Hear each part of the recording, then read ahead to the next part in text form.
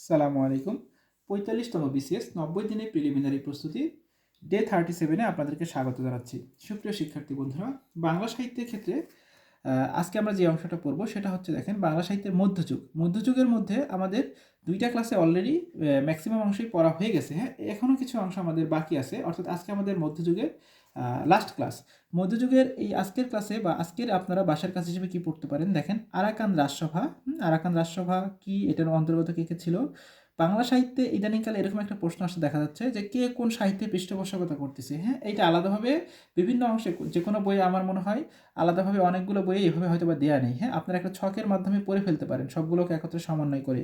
তারপরে নাচ সাহিত্য, পুঁথি সাহিত্য, মুর্শিয়া সাহিত্য, জঙ্গনামা, হ্যাঁ, লোকসাহিত্য, বিভিন্ন ধরনের যে সাহিত্যগুলো আছে, হ্যাঁ, এগুলো সম্পর্কে পড়ে ফেলবেন। এগুলো যদি বিস্তারিত না পড়তে পারেন, যে কোনো একটা ডাইজেস্ট থেকে পড়তে পারেন। বিভিন্ন ধরনের গান আছে, হ্যাঁ, 2-3 ধরনের গান আছে সেইটা, এবং এটার সর্বশেষ যে অংশটা অর্থাৎ যুগ সন্ধিক্ষণ সেটা সম্পর্কে একটু পড়বেন। হ্যাঁ, তারপরে দেখেন ইংরেজি সাহিত্য। ইংরেজি সাহিত্যের ক্ষেত্রে আমাদের রেনেসাঁ পিরিয়ডটা পড়া শেষ হয়ে গেছে। হ্যাঁ, এখন তাহলে আছে নিও ক্লাসিক্যাল পিরিয়ড। নিও ক্লাসিক্যাল পিরিয়ড পরীক্ষার জন্য তুলনামূলক কম গুরুত্বপূর্ণ, অর্থাৎ অন্যান্য পিরিয়ড থেকে যেমন 2টা 3টা 4টা করে প্রশ্ন আসার সম্ভাবনা থাকে, তবে নিও ক্লাসিক্যাল পিরিয়ড থেকে 1টা 2টা এর বেশি হয়তো প্রশ্ন পরীক্ষায় খুব বেশি একটা আসে না। এখন নিও ক্লাসিক্যাল পিরিয়ডটাকে 3টা ভাগে ভাগ করা হয়। তো আমি সব মিলিয়ে নিও ক্লাসিক্যাল পিরিয়ড থেকে কয়েকটা লেখকের নাম বলতেছি, যে কয়েকটা লেখক থেকে পরীক্ষায় নরমালি বেশি প্রশ্ন আসে। যেমন আপনারা একটু লিখে রাখতে পারেন। হ্যাঁ, যেমন হচ্ছে জন মিল্টন। হ্যাঁ, পরীক্ষার জন্য তুলনামূলক একটু বেশি গুরুত্বপূর্ণ। তারপরে দেখেন জন রাইডেন। হ্যাঁ, জন মিল্টন, জন রাইডেন। তারপরে লিখতে পারেন হচ্ছে আলেকজান্ডার পোপ, আলেকজান্ডার পোপ। তারপরে লিখতে পারেন জনাথন সুইফট। হ্যাঁ, তারপরে ডক্টর স্যামুয়েল জনসন। তারপরে হচ্ছে থমাস গ্রে, থমাস গ্রে। হ্যাঁ, স্যার ওয়াল্টার স্কট। হ্যাঁ, দেখেন, আমি কয়েকজন রাইটারের কথা বললাম, যদিও বা পরীক্ষায় নিও ক্লাসিক্যাল পিরিয়ড থেকে প্রশ্ন কম কম আসে, আপনার এই কয়েকজন রাইটার থেকে একটু প্রশ্ন, মানে যে তথ্যগুলো আছে সেগুলো একটু পড়তে পারেন।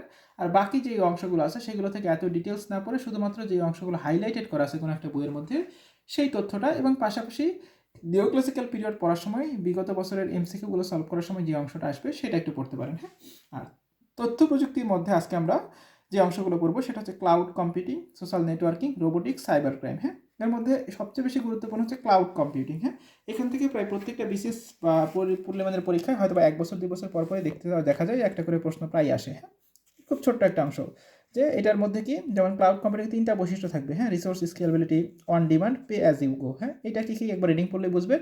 আর এটা 3 ধরনের সেবা দিয়ে থাকে, অবকাঠামোগত, প্ল্যাটফর্ম ভিত্তিক এবং সফটওয়্যার ভিত্তিক। এখানে যদিও বা লেখা নাই, হ্যাঁ, দেখবেন যে IaaS, PaaS এরকম কিছু একটা, এটার ইংলিশ নামটা একটু পড়ে ফেলবেন। হ্যাঁ, এইটা।